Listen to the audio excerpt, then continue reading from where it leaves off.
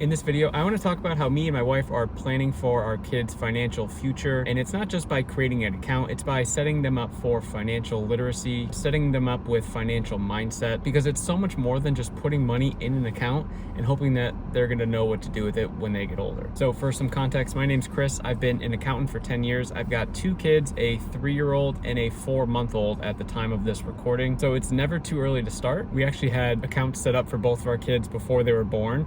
So just know that you can certainly do that. You can set up an account under your name and then you can just change the beneficiary to their name, because at the time we didn't know what their names were going to be, or they didn't have a social security number, right?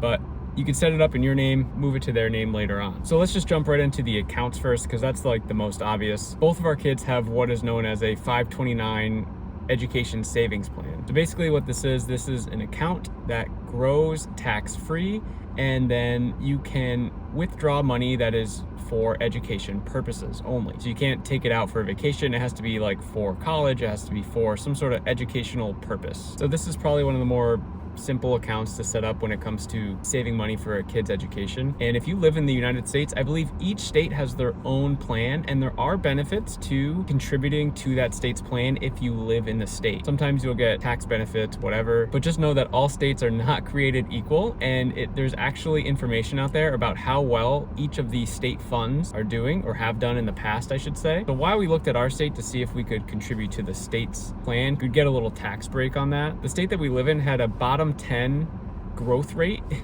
in their education savings plan. So for us, we decided to go for one that had nothing to do with our state, and it was a larger company with much smaller fees attached to them, and the growth in those accounts was one of the best in the country. And just a quick reminder that past results do not mean future success. So just because something's happening previously doesn't mean it's going to happen again, but it's a good indicator. If you, again, they have stats around these things, the last 1 year, 5 years, 10 years, and how the state's funds have done individually. So I would definitely look into that and make your decision based off that. So for each of our kids' accounts, we're only contributing $50 a month to each of them. And our 4-month-old account, obviously that just started, it's right around the sort of buy-in point for the company that we chose. So it was a $3,000 deposit, right? So her account, my daughter's account, is basically around that $3,000. It's gone down, but whatever. We're in it for the long game. We're not in it for the short game.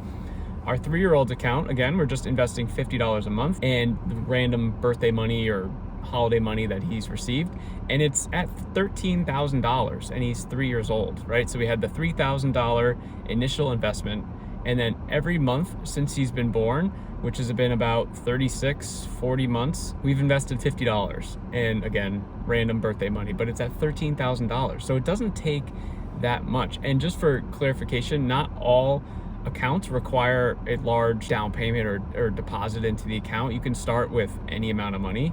Some of these you can do $5, $25, $50. Like, you don't need that large sum of money to start, just to clarify that. And so I'm not gonna share which company we chose or whatever, because that's not what this video is about. It's more just the idea of what we're doing and how maybe you can look into it yourself and see if that applies to you. But yeah, $50 a month for each kid. And doing the math on our 3-year-old's account, for example, based on his rate of returns, and then sort of dropping it a little bit just to be safe. If we keep doing the $50 a month until he turns 18, he's gonna have about $50,000 in this education savings account. Even if he doesn't go to, say, the traditional route, which is college, there's other ways that you can use this money. So you can use it for any certified education expense. So you can use it for books or like courses or things like that.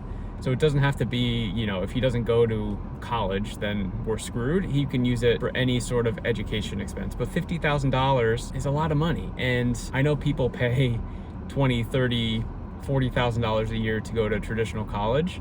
And maybe at some point we will ramp up the monthly investment. But for now, we just kind of wanted to keep contributing to it without like doing too much, because I think for us, we don't want our kids to be reliant on us. And we want to help them for sure. Like, that's going to be such a nice thing whenever that time comes, when they turn 18 and they're out of high school and they move on to whatever they want to do, that we can basically, hey, this account is yours and the money in it is yours. You can use it for the education, and we really want to help them with that. But we don't want to just fund their life, right? We don't want them to think that we'll be there and just giving them handouts the rest of their life. We'll be like, hey, we've been growing this your whole life. Here it is. Good luck.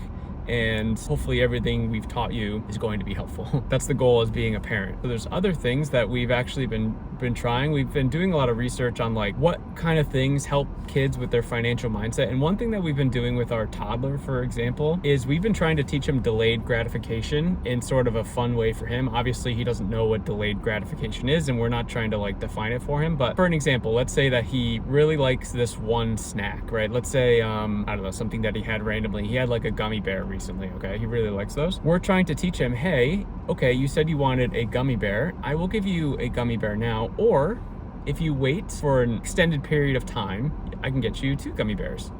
In the back of my mind, I'm thinking, yeah, I'll give him 2 in like a half an hour, but he doesn't know how long he has to wait for that second gummy bear. And right now, time after time, he's always choosing I'm just gonna have the 1 now, right? But eventually I'm thinking that this is gonna change, and he's gonna realize in his mind that, oh wow, if I wait just like a little longer, I'm gonna get 2 gummy bears. So that hasn't shifted yet in his mind, but that's one way that we plan on doing it, because delayed gratification is so important. People are just trying to get the quick wins, the quick buck, and they're not willing to wait. So if we go back to just the beginning of this video, when we're saying that we're investing $50 a month plus birthday money, whatever, and by the time that they're 18, they're gonna have at least $50,000 in this account. Now, right now, $13,000, if we were just to take that out, that could help like do things, right? And pay for stuff or improve a certain part of our lifestyle or whatever. But obviously, like, this is for our kids, and we're just gonna wait and we're gonna sit on it, and that's us delaying gratification. And if you think about this with investing too, it's the same thing. If you were to go to a compounding interest calculator on the internet, and you played around with the monthly contributions, you played around with the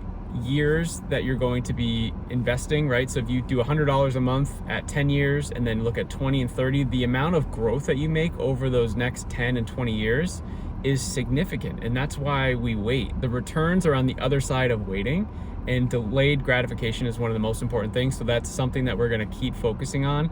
And as he gets older, we'll try to modify this style from gummy bears to, something else. But this is something that we're really working on, so I'll keep you guys updated. Another way that we're thinking, and so our 3-year-old is not at the age of, getting like an allowance money for helping us around the house, but when we do that, we'll probably be trying to set up different ways of how he knows that he can spend money. So obviously there's going to be like a spend, we'll call it like the envelope strategy, where you have like a spend envelope, a save envelope, and maybe a share envelope. I've seen that going around, and share is just sort of like donating or giving or whatever, and have them sort of outline like things that they want. So for example, let's say he has an allowance and he wants to buy this bike. I don't know, I'm just making something up. He wants to buy a bike. Let's say it's cost $100. He gets $10 for allowance, whatever. So he has to wait 10 time frame periods, however frequently he would get the allowance, to buy the bike. So he would be putting the $10 in the save envelope for X period of time until he could buy the bike, and then he would take the money out of it and buy the bike. You'd also maybe put some in his spend envelope and things like that. So it's just different ways of like understanding how to use money, because I think a lot of people just don't understand their own personal finances, and then that sort of trickles down to their kids. I see it all the time. I'm talking to people every day about their personal finances, and a lot of them have kids, and they're not very sound with their personal finances. And I ask kind of what the plan is for their kids, and maybe they have, a 10-year-old, a 12-year-old, a 15-year-old, and they haven't really started saving for future endeavors for their child. And it's tough. It's like some people maybe don't have enough money or feel like they don't have enough money, but it's because they didn't make it a priority earlier on, and now they're just sort of comfortable with not doing it, and they don't understand the power of, again, compounding interest and delaying gratification. And if they had done $50 a month, like, that's nothing, guys. $50 a month, like we're starting to do, like the accounts for their kids could be pretty massive. So I think if you're a parent, just understanding that even if no one taught you personal finances, that's not an excuse to pass that down to your kids, okay? Being a parent is about giving them the best possible life, and I'm seeing it way too often where people just are neglecting trying to get better themselves so they can pass on the information to their kids. Because if you're not going to teach them the good ways, guess what? Like the bad things that you've been doing with your personal finances, and the bad habits that you've created, and the bad habits that you've done in front of them, it's just gonna flow into their like daily life and their process of how they think about money. I just think it's really important that kids understand where money comes from. So another sort of step in what we'll be doing is, you know, we talk a lot about, my wife and I, about how we like go to work, and then the work gives us money, and the money is what buy things. And our 3-year-old doesn't really understand that yet, but it's something that like, hey, like the reason why we're doing these things is so we can make the money so that we can do the things, right? And so if you have this like negative thought process around money and money stresses you out, again, that's just gonna like glean onto your kids, and maybe you don't notice it right away. That's what my wife and I are gonna be trying, just any sort of thing to just push these like thoughts in of like having positive thoughts about money, and putting money on your side where you're trying to grow it, and you're not trying, where you feel like you're always getting it pulled out, where you're always pushing it out instead, if that makes any sense. You just want like a positive thought process, and you just want to make sure that when your kids get older and they have a job and they can start doing their own things with their own money, that they want to do the right thing, because they understand that, hey, if I sock away this money right now, it's going to be worth so much more later on. And is that a trade I'm willing to make right now? Because I was in high school, right? I was in college, and when you make money, you just like want to spend it because people around you are spending it. You want to have like the cool thing or the cool sneakers or the new whatever, and you just kind of do things to fit in. Maybe like the new shirt, oh, I gotta buy a new shirt. I just think understanding, if a kid understood like how powerful it would be just to like sit on it and save it, even saving it, which is very different from investing, by the way, and that's a whole nother topic. But even if someone's saving money, at least like you're not getting rid of it, and you're understanding that if you sock this money away, it can be used for a rainy day to do whatever the thing is that you want to do. So that was another quick hitting personal finance video. If you're liking these daily videos uploaded to YouTube, make sure to smash the like button. Check out the other ones I have on the channel, and I will see you in the next one.